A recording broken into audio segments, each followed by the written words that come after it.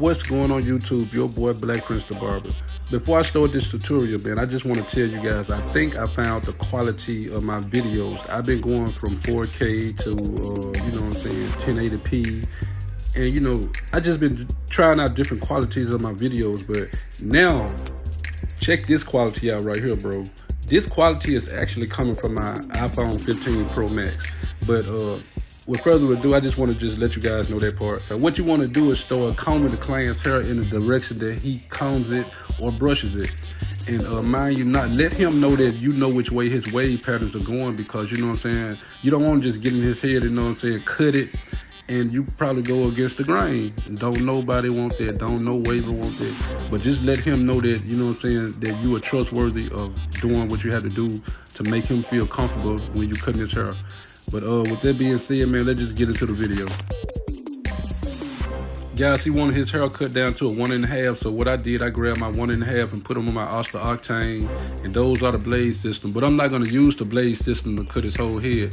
I just want to use the 1.5 just to take his hair down to that length that he's looking for.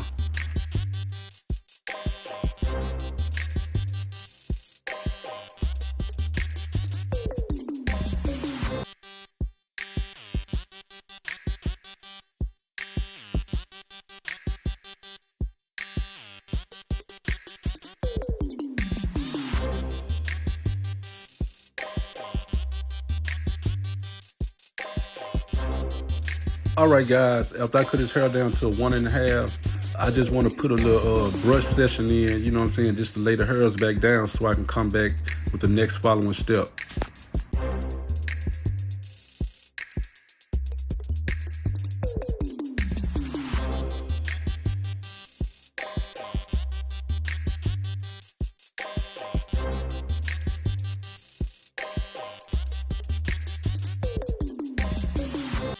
Then I fall back. Now I'm about to put my first initial guideline in on my cocoa trimmers. I usually put the first initial guideline in the opposite way, but I feel that this way is very easy. So after I do that, I'm going to follow with the next step. So stick around, because at the end of this haircut, man, this haircut is going to be smoke. Depending on my quality too, man, I'm going to keep this quality going. So stick around.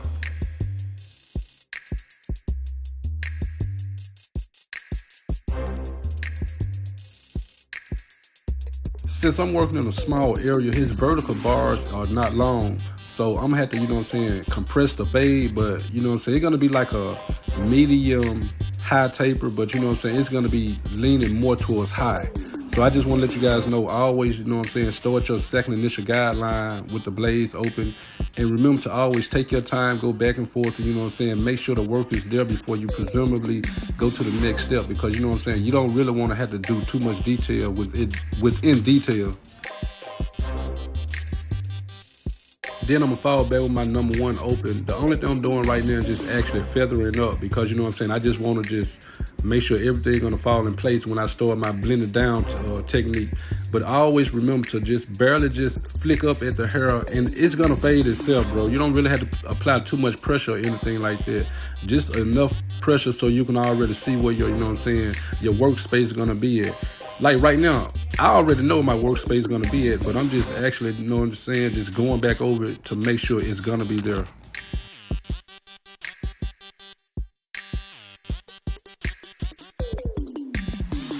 Alright guys, I have my number 2 on. I'm not really just taking off anything. I'm just, just knocking down just a little buck, because I'm gonna start my fade down technique in just a minute. But I just want to knock enough down so I can I already know where I'm gonna start, my fading down technique.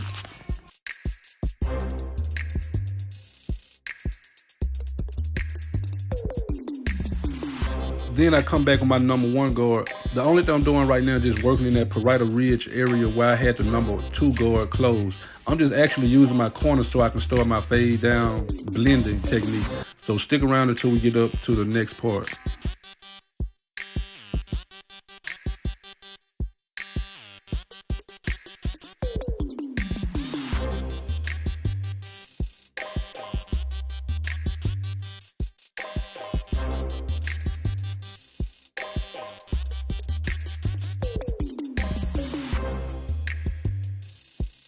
Still have my number one guard on, but only closed. The only thing I'm doing right now is just feathering at that one guard open with the one closed so I can come back with the next following step.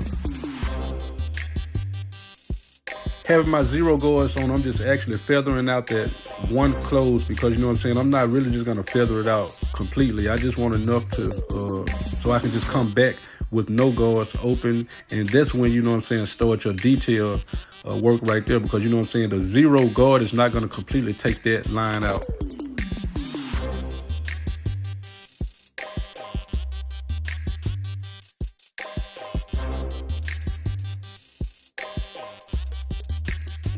Now, guys, I can't exactly tell you how I do it, but you know what I'm saying, it's better if you watch, but I just want to say it like this. I always start knocking out dark areas because, you know, I always start with my guard, my blades open, and I just use the corners. I mean, it's hard for me to tell you, but easy for you to see me do it.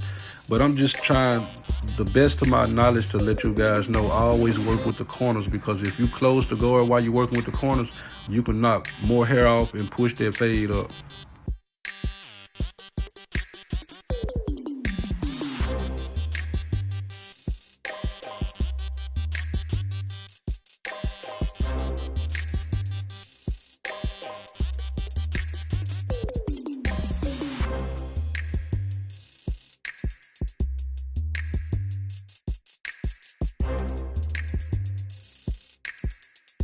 Now I come back with my number one guard closed. The only thing I'm doing right now is just actually, you know, working in detail where I had the one guard open it. And you know what I'm saying, remember to always use your corners. Even if you have guards on, still use your corners, because you know what I'm saying, you want to be more accurate with your work. It's like you store your cut back over, but you know what I'm saying, you just working in reverse. After my one guard closed, I put the 0 back on. Right now, I'm just actually adjusting my 0 guard. So I'm working with the first notch, and I go back to the 3rd notch, and then drop back to the 2nd notch. I mean, you got to know how to count your notches in order, you know what I'm saying, to start knocking the detail down the way you want to, because it's different for every barber. So I just want to let you know, guys, whatever guard you put back on your clippers, please adjust when needed.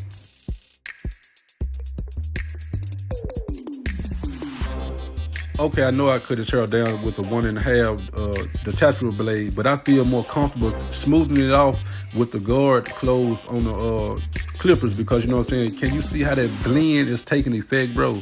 If you mix your detachable blades and your plastic guards together, bro, you don't know what you can come out with. I just want you guys to take your time and just look how that one side already turned out. So let's get it. All right, guys, this side is the same exact way as I did the other side. You're gonna follow the same steps, but I want to take time out and just ask you guys to comment down below to let me know how you like this quality, because I've been following it up with different type of quality for my videos, because you know what I'm saying, I'm just trying to get that crisp quality. So let me know down in the comments below. I mean, if you think the video don't look good, just let me know. I can do some more adjusting to, you know, be able to get better with my video quality. But as of right now, man, this is it right here. This is what I can do, this far as I can go with it. And you know what I'm saying, I just want to let you guys know something else, man. I really appreciate you guys for subscribing to my channel and being loyal to my channel. I mean, there's nothing else I can just say, bro. Yeah, I mean, I really appreciate you guys being supportive and everything. And I just want to just say thank you.